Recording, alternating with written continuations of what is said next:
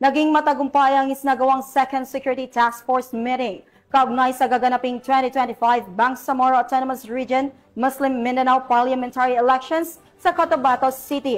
Ang report mula kay Patrolwoman Angela Bandarlipe.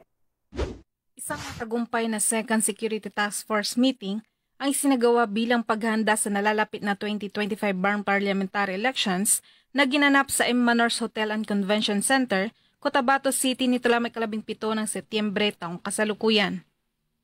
Ito ay personal na dinaluhan ni Police Lieutenant General Edgar Alan Ocobo, Deputy Chief PNP for Operations, Overall Commanders TF 2025 BARM Parliamentary Elections, katuwang sina Police Brigadier General Jason C. D. Guzman, Regional Director ng ProBAR, at si Attorney Ray Sumalipaw, Regional Election Director ng COMELEC BARM, na kinatawanan ni Attorney Muhammad Nabil Mutya, Regional Election Attorney, Philippine Army, Maritime Group, Philippine Coast Guard, NICA BARM, mga Regional Directors ng Region 9, Region 10, Region 11, Region 12 at Region 13.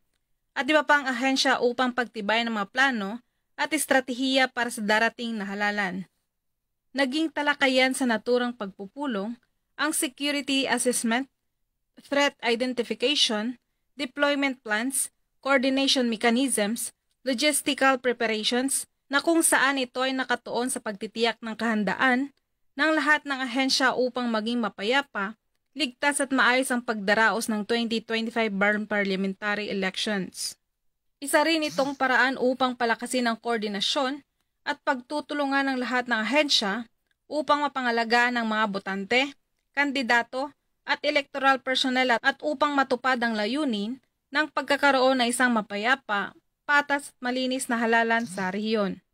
Mula rito sa rehiyon ng Bangsamoro, ako ang iyong PNN correspondent, Patrolwoman Angela Bandarlipe, alagad ng batas, tagataguyod ng Balitang Pulis.